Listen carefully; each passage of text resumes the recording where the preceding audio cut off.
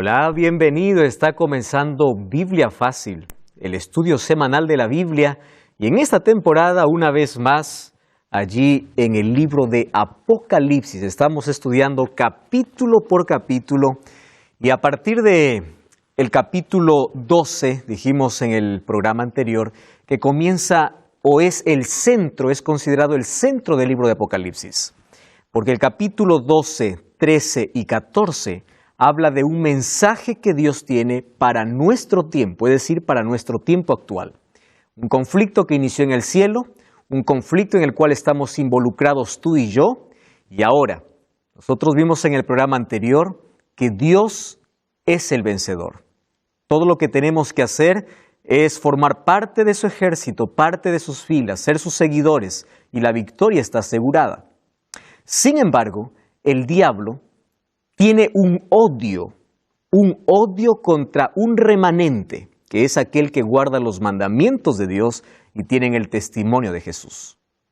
El capítulo 13 es escrito para el tiempo del fin, y nosotros hoy estamos viviendo en ese tiempo. Ahora, a partir de este capítulo vamos a encontrar algunas profecías que aún no se han cumplido. Entonces, bienvenido a este estudio. Hoy veremos cómo el enemigo de Dios levanta dos poderes que van a ser sus aliados para poder perseguir al pueblo de Dios en el tiempo del fin. Un grande abrazo para ti. Quiero que puedas tomar tu Biblia y puedas abrirla en el capítulo 13 del libro de Apocalipsis. Hoy veremos acerca del primer poder aliado del enemigo en el tiempo del fin. Bienvenido. Bienvenidos amigos también, aquellos que están aquí participando de esta temporada, diferentes países aquí representados, y qué bueno es que podamos una vez más sumergirnos en la profundidad de este océano maravilloso que es el libro de Apocalipsis, donde encontramos en cada capítulo esperanza, fortaleza, porque no importa si hay guerra o sangre o sufrimiento, la victoria está asegurada para los hijos de Dios. Vamos a orar. Querido Dios, una vez más pedimos la dirección de tu Santo Espíritu, porque vamos a abrir tu palabra. Queremos que puedas iluminar nuestra mente, que puedas hoy mostrarnos tu verdad, y hoy, al ser el diablo desenmascarado en estos últimos tiempos, al usar dos poderes, hoy queremos que nos ayudes a tomar una decisión para formar parte de tu pueblo, para formar parte de tu ejército, de tus hijos, de aquellos que son fieles, aunque haya opresión y sufrimiento. Coloca tu palabra ahora en nuestro corazón. Suplicamos en el nombre de Jesús. Amén. Vamos al capítulo 13 de Apocalipsis y el tema de hoy es la bestia que sube del mar. ¿Por qué una característica especial? Porque en el capítulo 13 no vamos a encontrar una sola bestia, sino dos bestias. Una que sube del mar y otro que sube de la tierra. Por los detalles que presenta en este capítulo, no vamos a poder estudiar hoy las dos bestias. Hoy vamos a estudiar solamente la primera bestia y en el próximo programa hablaremos acerca de la segunda bestia. Es decir, el capítulo 13, un solo capítulo, lo hemos dividido en dos partes. Dos cosas aquí llaman la atención. La primera es bestia, la otra es mar. La palabra subir, vamos a entenderlo en el contexto, ¿por qué es que sube? En profecía nosotros ya hemos visto algunos elementos o a qué representan algunos símbolos. Bestia, ya dijimos que representa poder, mas hoy lo vamos a comprobar allí bíblicamente. Y mar significa muchedumbres de gente, un lugar muy poblado. Entonces, cuando hablamos de bestia, no estamos aquí hablando de un adjetivo donde estamos despreciando a una persona o a un sistema, sino estamos hablando de poder. En profecía, bestia es igual a poder. Cada vez que encontremos bestia, ustedes lean como poder, porque eso es lo que significa. Vamos entonces a ver la bestia que sube del mar. Capítulo 13, versículo 1. Vamos a leer este texto, es impresionante. ¿Puede leer Walter, por favor? Capítulo 13, versículo 1. Me paré sobre la arena del mar y vi subir del mar una bestia que tenía 7 cabezas y 10 cuernos, y en sus cuernos 10 diademas, y sobre sus cabezas un nombre blasfemo. Muchas gracias, Walter. Juan está en visión y dice así: me paré sobre la arena del mar y vi subir del mar una bestia. ¿Qué cosa era mar? Gente. ¿Qué cosa subió? Un poder. Que tenía 7 cabezas y 10 cuernos, y en sus cuernos 10 diademas. Diadema es igual a corona. ¿Recuerdan que algunas imágenes de acá ya nosotros vimos en el capítulo anterior? Cómo el diablo también tenía 10 cuernos, o también tenía 10 diademas, o siete diademas y coronas. En sus cuernos tenía 10 diademas, y sobre sus cabezas tenía un nombre blasfemo. El enemigo de Dios va a levantar un poder en el tiempo final, así como levantó en la Edad Media, para poder perseguir ¿a quién? Al remanente. En el capítulo anterior nos encontramos o terminamos diciendo que el diablo no odia a todo aquel que dice ser cristiano. El diablo odia al remanente, porque hay gran parte de cristianos que forman parte de sus enseñanzas y proclaman sus enseñanzas. Entonces, la guerra contra el remanente es levantar un poder, y ese poder es la bestia que sale del mar.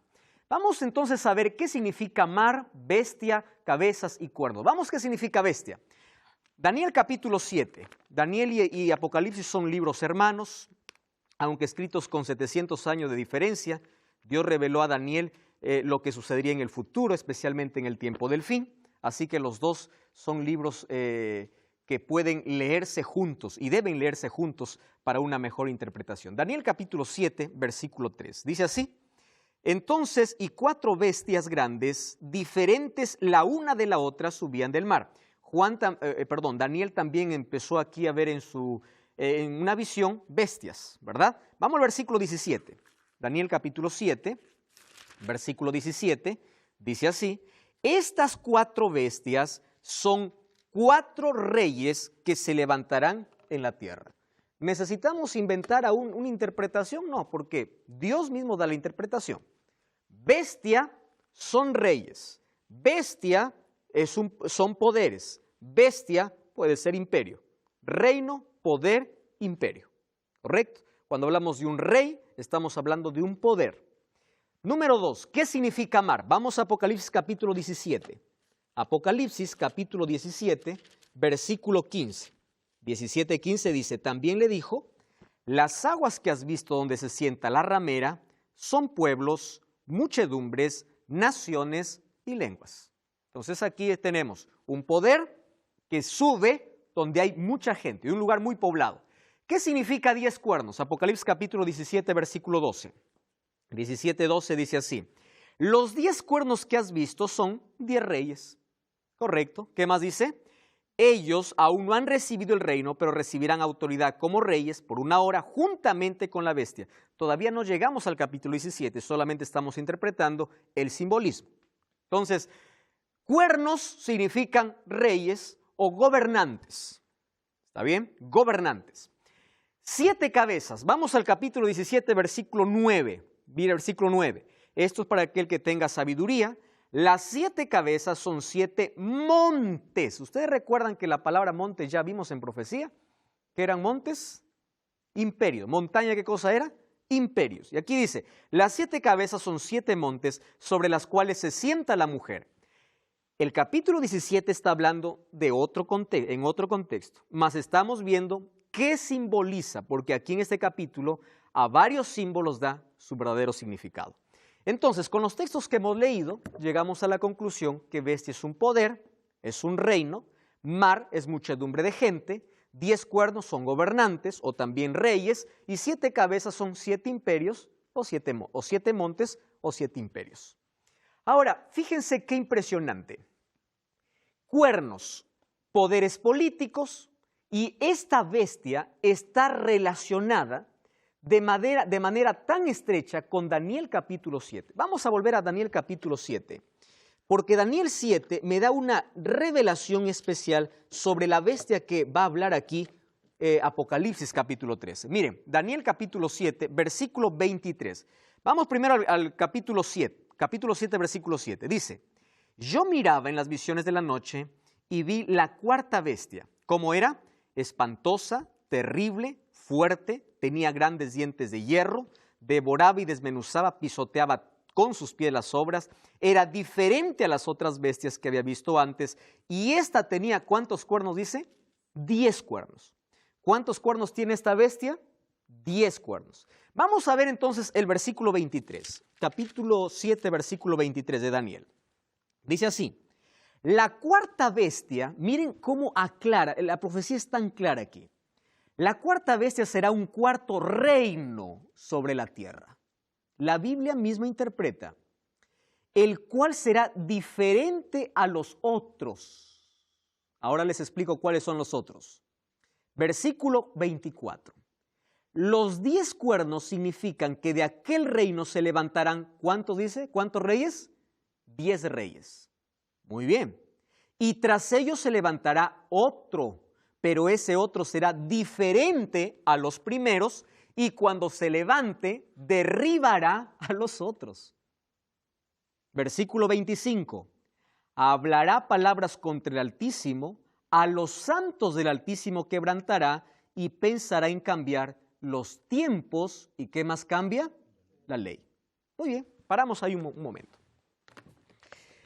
La cuarta bestia que ve Daniel es la misma bestia de Apocalipsis capítulo 13.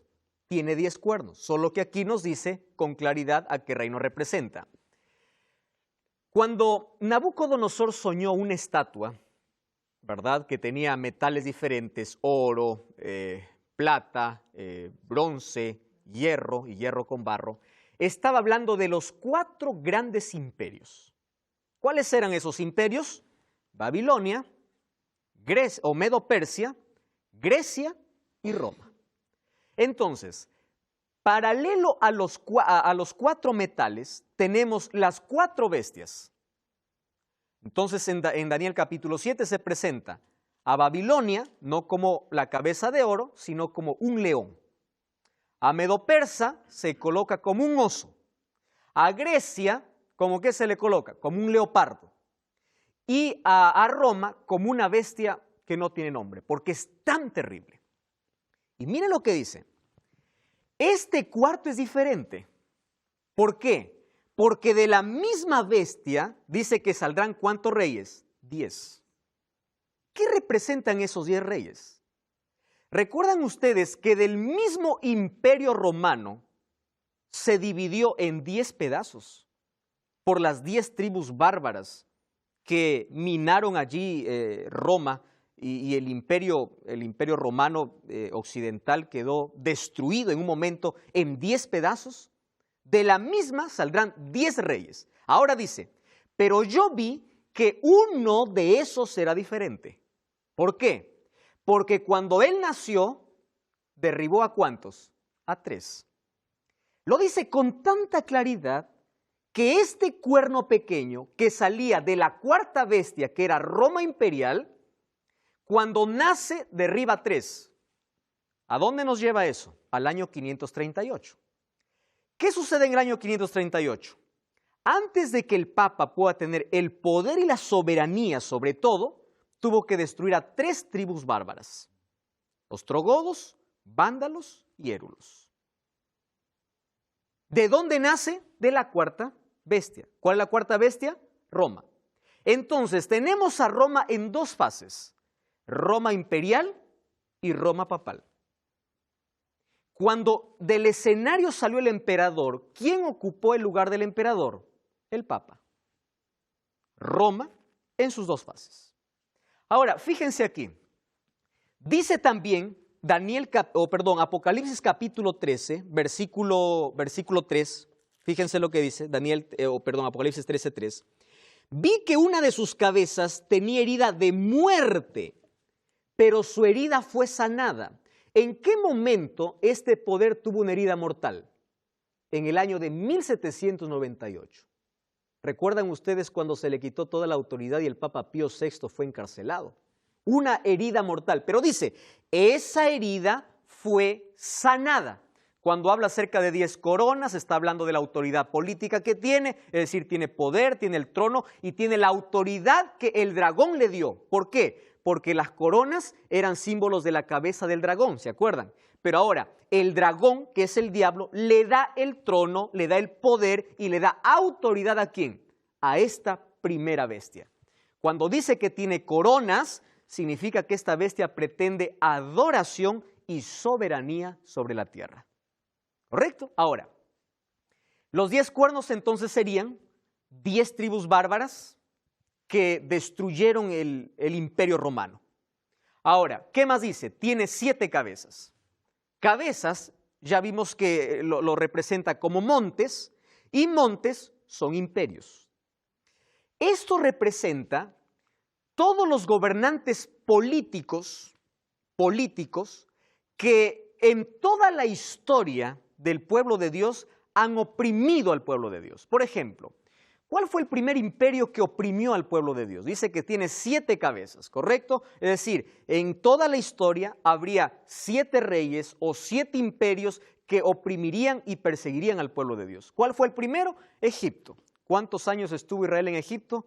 Más de 400 años, 430 años. Luego los asirios oprimieron al pueblo de Dios. Luego vino Babilonia. Luego vino Medo-Persia, luego Grecia. Y ahora dice que vino Roma imperial y luego vendría ¿cuál? ¿Cuál sería el séptimo? La Roma papal. Ahora, fíjense allí lo que dice Apocalipsis capítulo 13, versículo 2. La bestia que yo vi era semejante a un leopardo. Sus pies eran como de oso y su boca era como de león. ¿A qué les hace recordar eso? A la visión de Daniel. Daniel vio 4 bestias, ¿verdad? La primera, ¿cuál era? Un león. El segundo, ¿cuál era? Un oso. El tercero, ¿cuál era? Un leopardo. Y el cuarto era Roma, la bestia terrible. Solo que esta última bestia, o esta bestia, aquí en Apocalipsis 13, tiene las 3 caras de los imperios anteriores. Quiere decir que este poder tendría un parecido ¿a qué? A Babilonia, a Medo-Persia y a Grecia. Entonces aquí nos preguntamos, ¿en qué se parece esta bestia del mar a los imperios anteriores? Porque aquí lo presenta con 4 rostros diferentes. Entonces vamos a ver aquí. Era semejante al leopardo, sus pies como de oso, su boca como de león. Entonces Daniel 7 nos dice que el león representa a Babilonia, el oso a Medo-Persia y el leopardo representa a Grecia. De Babilonia, ¿qué cosa copió Roma? Presten atención, porque es una copia de lo que ya había sucedido en el pasado. De Babilonia, Roma copió la pretensión y el orgullo. Ahí están los textos bíblicos, Isaías 14:10, Daniel 4:30, Jeremías 50:59. ¿Qué más copió de Babilonia? El pecado y la transgresión a la ley de Dios. Isaías 13:11, 14, 13 y 14. Si hay algo en que esta bestia se parece a Babilonia, es que es muy pretenciosa y es muy orgullosa. ¿Recuerdan ustedes a Nabucodonosor cuando decía, no es esta la gran Babilonia que yo construí? ¿Qué cosa era? Pretensión y orgullo. ¿Correcto? Ahora, fíjense otra cosa. ¿En qué se parece a Medo-Persia? Porque dice que no solamente se parece a león, sino que también tiene rostro de ¿qué? De oso. ¿El oso a quién representa? A Medo-Persia. Miren, de Medo-Persia copió el culto y la adoración. El día del sol o domingo era el antiguo culto persa para el mitraísmo, donde se dedicaba el primer día de la semana a la adoración al dios Mitra o dios Sol. Es decir, el domingo no viene como adoración ni en el siglo I ni en el siglo II. El domingo viene como adoración siglos atrás. A partir del fines del siglo I, comienzos del siglo II, empieza a infiltrarse dentro del cristianismo. Pero no es que allí dice, bueno, nosotros vamos a adorar porque ahora cambiamos de pensamiento. Esto ya venía ¿de dónde? De Medo-Persia. El mitraísmo, que adoraba al sol, tenía como costumbre adorar el día domingo. Ahora, miren lo que dice de Grecia. No solamente se parece a león, no solamente se parece a a Medo-Persia, sino también a Grecia. De Grecia, Roma copió el sistema de imágenes y la invocación de los santos. Los dioses griegos, ¿verdad? Hay tanta historia para contar acerca de ellos. Entonces, ¿qué cosa copió? Adoración, imágenes, un falso día de reposo. ¿Y qué cosa más copió? Pretensión y orgullo. 3 características que tenían los imperios anteriores. Están unidos ¿en dónde? En esta bestia que sube del mar. Ahora, presten atención aquí. Esto es lo más, yo creo, lo más importante para identificar a esa bestia. Vamos a Apocalipsis capítulo 13. Vamos al capítulo 13 y vamos a leer el versículo 5. Y después vamos a leer el versículo, o antes el versículo 4. Dice así: cuando su herida mortal fue sanada, toda la tierra se maravilló en pos de la bestia. Adoraron al dragón. ¿El dragón quién es? El diablo. Pero nadie dice adoro al diablo, sino que adoraron al dragón que había dado autoridad a la bestia, es decir, a este poder. Y decían, ¿quién como la bestia? ¿Quién podrá luchar contra ella? ¿Por qué? Porque es tan poderosa. Versículo 5. Miren las características. Se le dio boca que hablaba arrogancias y blasfemias. Presten atención aquí. Segunda característica. Se le dio autoridad para actuar por 42 meses. ¿Recuerdan ustedes que esa fecha la hemos visto varias veces? 3 tiempos y medio, 42 meses o 1260 años, es la misma profecía. Ahora, este poder tuvo dice, autoridad para actuar por 42 meses, hablaba arrogancias y blasfemias, versículo 6, y abrió su boca para blasfemar contra Dios, contra su nombre, su tabernáculo y los que habitan en el cielo. Se le permitió hacer guerra contra los santos y vencerlos. Y también se le dio autoridad sobre toda tribu, lengua y nación. ¿De qué está hablando? De un poder muy poderoso. ¿Correcto? Persigue a los hijos de Dios. ¿Qué cosa más hace? Y habla blasfemias. Daniel capítulo 7, versículo 25, al hablar de la cuarta bestia, dice, y hablaba grandes cosas contra Dios. ¿Y qué cosa más dice? Y cambió los tiempos y la ley. Además, persiguió a los santos del Altísimo. ¿Quiénes son los santos del Altísimo? El pueblo de Dios. Este mismo poder dice que habla grandes cosas y blasfemias. La pregunta es, ¿qué cosa es una blasfemia? ¿Qué es una blasfemia? Vamos a la Biblia, que la Biblia puede respondernos. Miren, el libro de Lucas capítulo 5, versículo 21, dice así: entonces los escribas y fariseos comenzaron a cavilar diciendo, ¿quién es este que habla blasfemias? ¿De qué está hablando? De una blasfemia. ¿Qué es una blasfemia?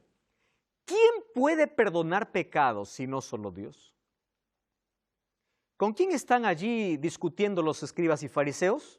Con Jesús. ¿Qué le están diciendo a Jesús? Estás hablando blasfemia. ¿A qué llamaban blasfemia?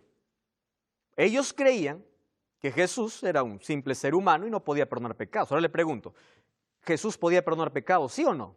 Claro que podía. Pero de allí sacamos el principio. ¿Qué significa blasfemia? Que uno que no es Dios pretenda perdonar pecados. ¿Eso cómo se llama? Blasfemia. Muy bien. Miren, acá hay un libro interesante que lo escribe Orlando Jerónimo, tomado del canon católico, y dice así: en la confesión, el sacerdote tiene el poder de perdonar todos los crímenes cometidos después del bautismo. ¿Qué cosa tiene el sacerdote? Poder. Número 2. Cuando un delincuente confiesa sus pecados al sacerdote, todos los delitos no solo son perdonados, sino destruidos, y el criminal se convierte en una nueva persona. ¿En qué se convierte? En un santo. Ya no hace Dios. ¿Quién hace eso? Un sacerdote. ¿Qué cosa dice la Biblia? Que este poder hablaba grandes blasfemias. Y esto en la Biblia es considerado ¿qué cosa? Una blasfemia. Yo tengo aquí, ¿verdad?, el catecismo. Es interesante allí en la página 401 y 403, cuando habla acerca de cómo el sacerdote tiene poder para perdonar pecados. Catecismo, página 401. Yo voy a leer literalmente lo que dice aquí el catecismo. La declaración de los pecados al sacerdote constituye una parte esencial del sacramento de penitencia.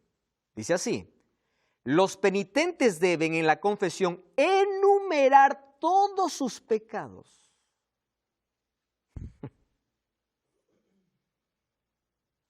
Cuando los cristianos se esfuerzan para confesar todos los pecados que les vienen a la memoria, no pueden dudar que ellos tienen que presentarlos para que puedan ser perdonados.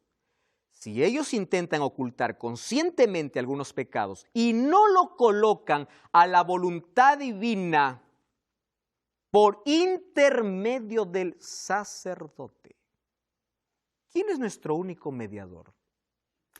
¿Quién es nuestro único intercesor? Cristo. Pero ahora colocan otro intercesor, otro intermedio, que dice 1 Timoteo capítulo 2, 5.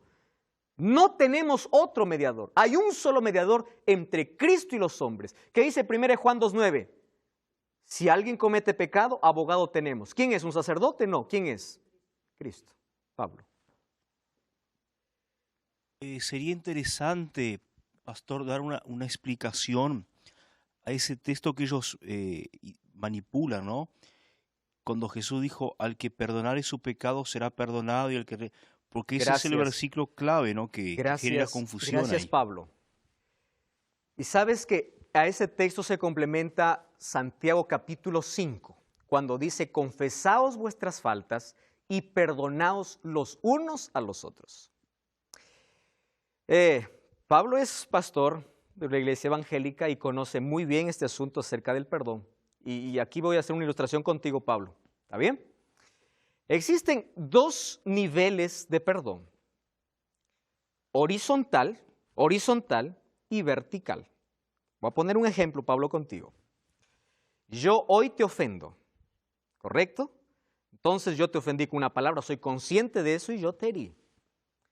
Yo voy a pedir perdón a Dios, pero antes Jesús me manda a pedir perdonar o a pedirte perdón y que tú también me puedas perdonar porque yo te ofendí. Entonces yo digo, Pablo, perdóname, yo te ofendí. Tú eres un buen cristiano, tú me perdonas. Estoy en paz contigo y ahora pido el perdón de Dios. Pero vamos a imaginar que ayer cometí una mentira. Eso no es una ofensa contra ti, sino una ofensa contra Dios.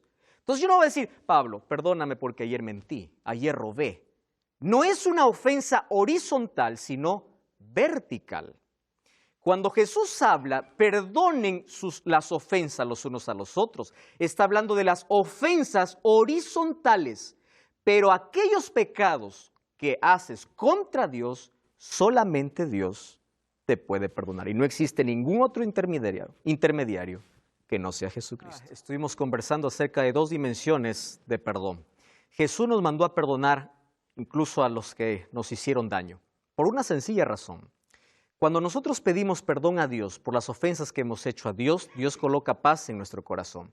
Mas ¿de qué sirve que Él coloque paz si nosotros guardamos rencor y amargura? Porque tenemos una ofensa, una herida abierta, no solucionada con nuestro prójimo. Entonces, cuando hablamos de perdón, hablemos en esas dos dimensiones. Hay cosas que debo pedir perdón solamente a Dios, pero las cosas que yo ofendo a mi prójimo, a mi familia, a mi esposa, a mis hijos, a mi vecino, a mi prójimo, yo tengo el deber de ir a pedir perdón.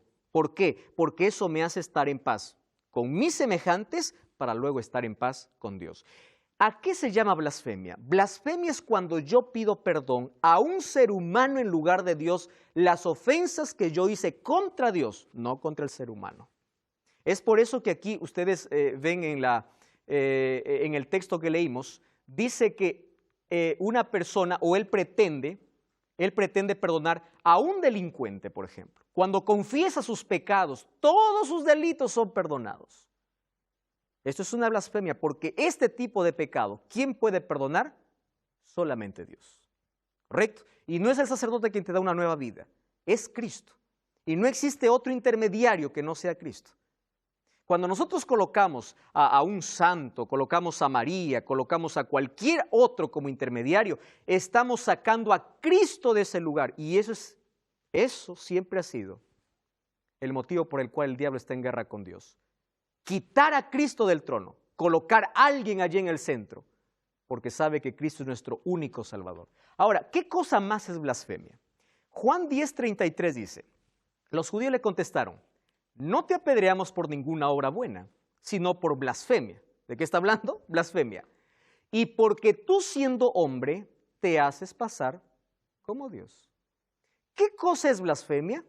Cuando un hombre se quiere hacer pasar ¿por quién? Por Dios. Ahora pregunto, ¿Jesús era Dios y es Dios, sí o no? Sí. ¿Jesús estaba blasfemando? No. Sin embargo, en el concepto bíblico, una blasfemia es cuando un hombre se hace pasar por Dios. Ahora, el libro de Apocalipsis 13 dice que esta bestia hablaba grandes blasfemias y arrogancias. Miren ahora esto. El Papa León XIII dijo lo siguiente, los papas tenemos sobre la tierra el lugar del Dios Todopoderoso. Diccionario Eclesiástico Católico hay un artículo que habla acerca del Papa y dice así, el Papa es de tan grande dignidad y exaltación, escuchen aquí, no es un mero hombre, sino es como Dios y sustituto de Dios. El Papa es de tan grande autoridad y poder que puede modificar, explicar e interpretar las leyes divinas. Cualquiera que sea, es Dios. El vicario de Cristo no puede hacer nada en contra de la fe. ¿Qué cosa se cree? ¿Qué cosa es eso? Miren, yo tengo aquí un libro muy interesante que recomiendo a todos mis amigos que puedan tener en casa. Se llama El Papa y el Concilio. Escrito por Janus. Janus es un abogado, escritor, periodista y político brasilero, ¿correcto? Él entró en contacto con una obra de un alemán que escribió bajo el seudónimo de Janus. Entonces él pidió autorización para traducir y él escribió 2 volúmenes solamente para hablar acerca del Papa. Y yo voy a leer literalmente algunas cosas que a mí me dejaron muy sorprendido. Miren, cuando se dice que el Papa es Jesús, dice así, o es el Cristo en la tierra, es realmente el Cristo en cuanto a autoridad para con Dios y su Padre. Presten atención acá. El formulario de condenación húngaro o acto de fe de los nuevos católicos convertidos al papismo, elaborado en el año de 1674 por los jesuitas y publicado en 1716, allí tiene muchas confesiones, muchas declaraciones. Yo elegí solo algunas para compartir con ustedes. La primera dice así, creemos y confesamos que el pontífice romano es el vicario de Jesucristo y por su bondad puede absolver a los hombres de pecado, puede preservarlos del infierno o enviarlos allá. Presten atención aquí, miren acá. Confesamos que el Santísimo Padre debe recibir las honras divinas. Esperen, todavía hay una más. Confesamos que el pontífice romano tiene el poder de alterar las Escrituras. Puede hacer lo que quiere con la Biblia. Acrecentarlas o disminuirlas según su conveniencia. Muy bueno este libro. ¿Qué cosa es eso? Una blasfemia. Abierta contra Dios. ¿Qué más? Versículo 5. Dice así, miren otra característica. No solo hablaba blasfemias y arrogancias, sino se le dio autoridad para actuar por 42 meses. ¿Cuántos días traía el mes judío? 30. 42 por 30, ¿cuánto equivale? 1260 días. Aplicando el principio de día por año, serían 1260 años. Nosotros ya hemos visto aquí que estos 42 meses es toda la Edad Media, ¿verdad? Donde el Papa tuvo dominio y persiguió. ¿Cómo no o cómo olvidarse de la Santa Inquisición, donde eran muertos miles de cristianos llamados herejes? El año pasado me parece que salió allí una noticia donde el Papa pedía perdón a los valdenses, ¿verdad? Por tanta sangre que derramó. Y dijo, bueno, olvidemos el pasado, eso ya quedó atrás, ahora estamos en una nueva parte de la historia, esto se acabó para siempre. Sin embargo, la profecía dice que no será así. Ahora, presten atención, esos 1260 años o 42 meses ya fueron cumplidos. Sin embargo, hay algo más. ¿Cuándo fueron esos 1260? Del año 538 hasta el año 1798, cuando se le quitó el poder absoluto, cuando el Papa Pío VI fue prisionero ahí en la Capilla Sixtina, mientras estaba celebrando una ceremonia de aniversario de coronación. Allí fue preso ¿por quién? Por Berthier, por orden de Napoleón Bonaparte. Allí justo la Revolución Francesa fue una revolución también en contra de la religión por tanto abuso y matanza durante 12 siglos. La Edad Media está manchada con la sangre de tanta gente inocente. No hay manera de ocultar eso en la historia. Ahora fíjense aquí. Se le permitió hacer guerra a los santos y vencerlos. Y también se le dio autoridad sobre toda tribu, pueblo, lengua y nación. Esto tiene relación con la entronización de Cristo. Cristo tenía poder o tiene poder sobre toda tribu, pueblo, lengua y nación, pero ahora Él se cree Cristo y también cree que tiene ese poder. Por eso puede hacer lo que quiere. Hizo guerra a los santos y dice se le dio potestad para vencerlos. El diablo parece que celebra victorias por ratos, pero sabe que al final amarga es su derrota, porque finalmente él está derrotado. Ahora, 12 siglos de tinieblas y persecuciones, las crueles cruzadas, horrores de la Inquisición están colmados de pasajes oscuros, de cárceles, registros teñidos de sangre, torturas extremas, cristianos muriendo, hasta que apareció una herida de muerte. ¿Qué cosa dice el versículo 3? Él tuvo una herida de muerte, pero esa herida fue sanada. Miren el versículo 10. Si alguno lleva en cautividad, a cautividad irá. Si alguno mata espada, a espada será muerto. Mas aquí está la perseverancia y la fe de los santos. A pesar de que los cristianos eran cautivos y a pesar de que allí a espada serán muertos también los enemigos de Dios, la perseverancia, la insistencia, la fidelidad de los santos continuaba.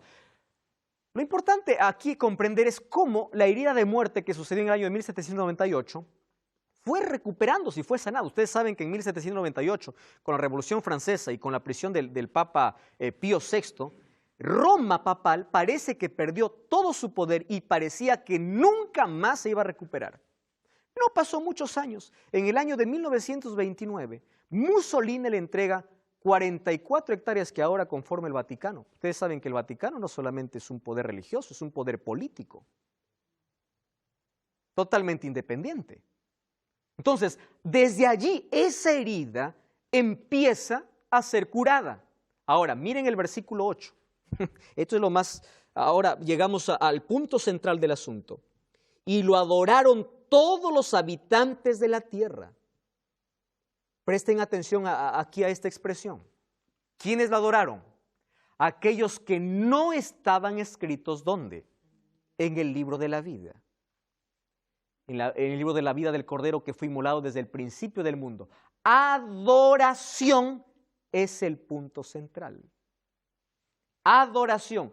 Este mismo poder que oprimió al pueblo de Dios, ahora dominará el mundo y ganará la lealtad del mundo entero. Allí coloqué en el tiempo futuro, pero eso de ganar la lealtad del mundo está cumpliéndose delante de nuestros propios ojos.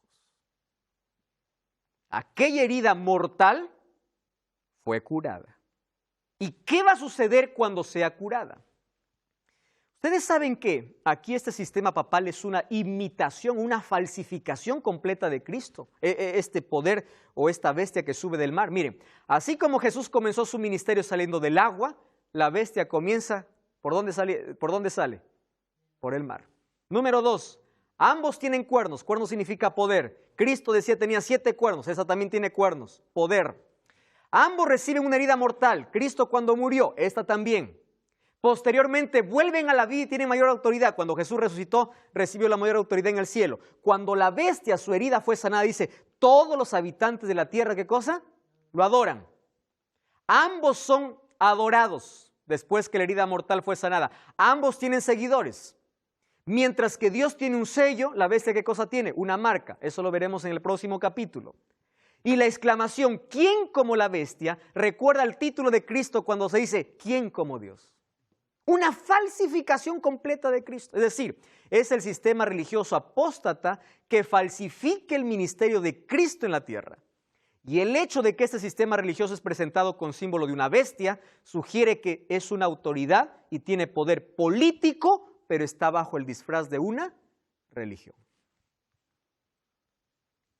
Yo me quedé muy impactado al leer este libro, o este párrafo por lo menos que extraje.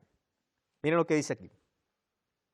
El Vaticano es el superpoder máximo de nuestros tiempos. Está hablando de la actualidad.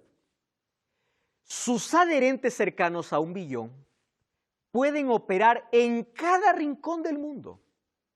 De allí la importancia para cada gobierno de tener al Papa como un socio en la ejecución de cualquier política mundial establecida.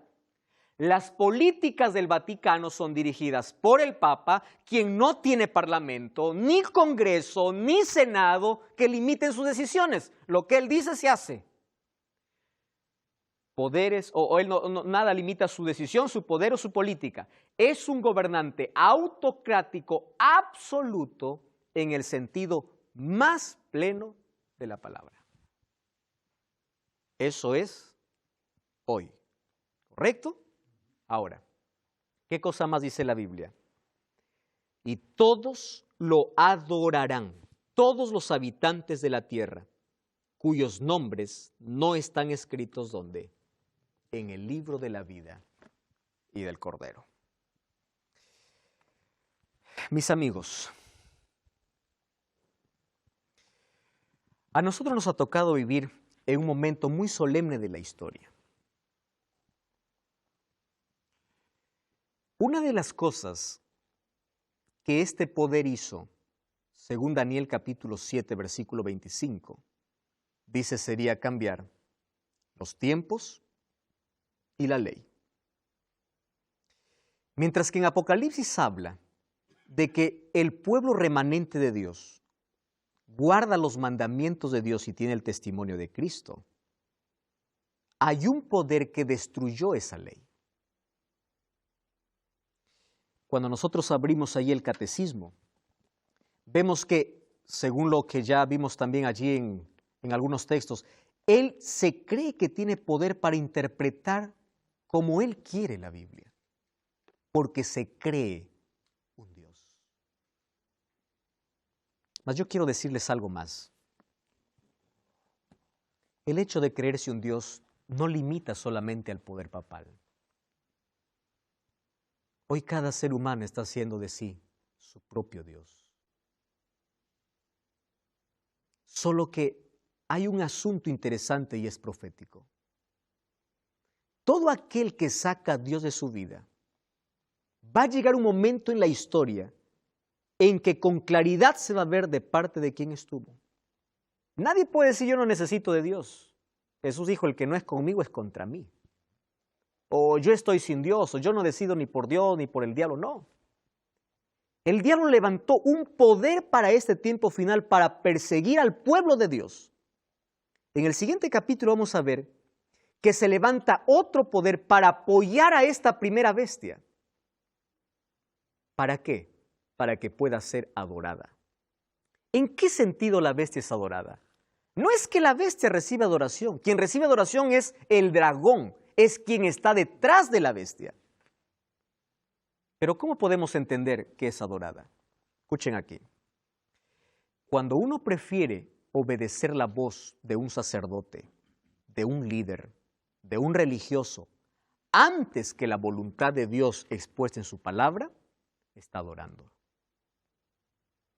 Hace algunas semanas yo estoy escribiéndome allí con una linda pareja que mira este programa y está allí en Colombia. Yo no voy a mencionar su nombre porque seguramente están viendo ahora este programa.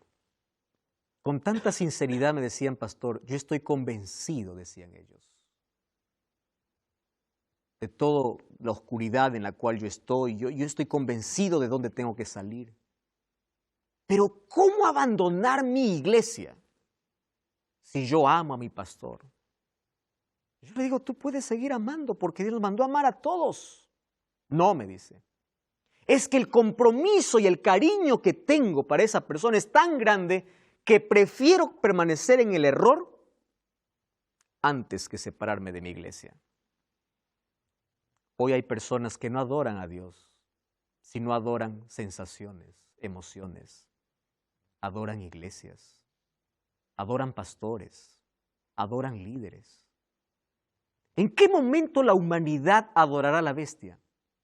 Cuando este poder se una a otro superpoder que hoy está actuando en el mundo y obligue a todo el mundo a hacer lo que ella quiere. ¿Qué sucedió en los 12 siglos, desde el año 538 hasta 1798? ¿Acaso no hizo lo que quiso y aquellos que no le obedecían morían? Entonces, ese mismo poder que actuó en los 12 siglos actuará en este tiempo del fin, con una diferencia. Los hijos de Dios tendrán sufrimiento, mas Dios ahora su protección tendrá, o la protección de Dios será mayor.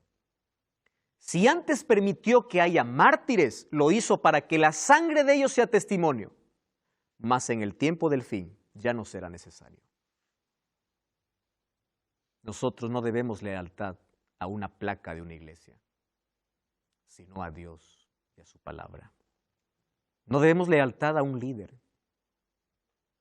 debemos lealtad a la palabra de Dios. Es Dios.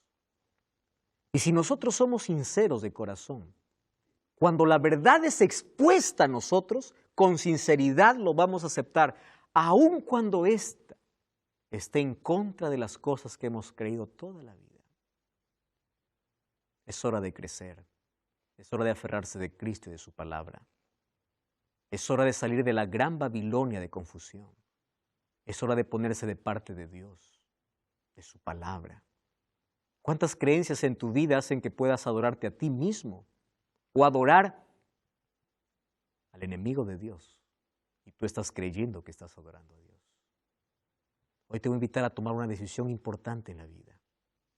Y la decisión que tomes hoy tendrá consecuencias eternas. Empieza a fundamentar tus creencias en la palabra de Dios. Empieza a adorar a Dios. Empieza a obedecer su palabra. Empieza a recibir su gracia transformadora todos los días. Porque muy pronto, dentro de muy pronto, este mundo estará dividido solo en dos grupos. Aquellos que adoran a Dios y aquellos que siguen a la bestia. Ahora yo te pregunto, ¿sobre qué están fundadas tus creencias? ¿A quién estás adorando? Adora a Dios. Yo quiero que tú puedas pensar todas las cosas que ya sucedieron en tu vida y en la adoración que tú estás dando. ¿De qué nos vale? ¿De qué nos sirve hacer tantas cosas pero de manera incorrecta? Es hora de volver los ojos a Jesús. ¿Qué ven las personas en ti? ¿Qué hay en tu corazón? ¿De qué vale llenarse de tanta gloria, de tanta riqueza y de tantos afanes que esta vida absorbe en nuestro tiempo? Cuando sabemos que todo esto va a acabar. Vivimos en el tiempo más solemne de la historia. Este mundo está llegando a su final. El diablo ya levantó un poder para poder oprimir a los hijos de Dios. Apocalipsis capítulo 13, versículo 10 dice, aquí está la perseverancia y la fe de los santos. Persevera, sé fiel a Dios. ¿Quieres orar conmigo? Vamos a orar. Querido Dios, gracias porque tu palabra hoy me trae esperanza.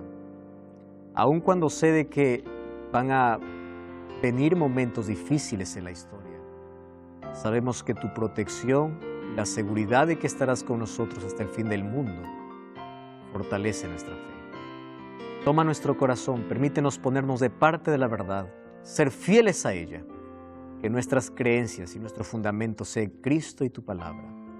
En el nombre de Jesús.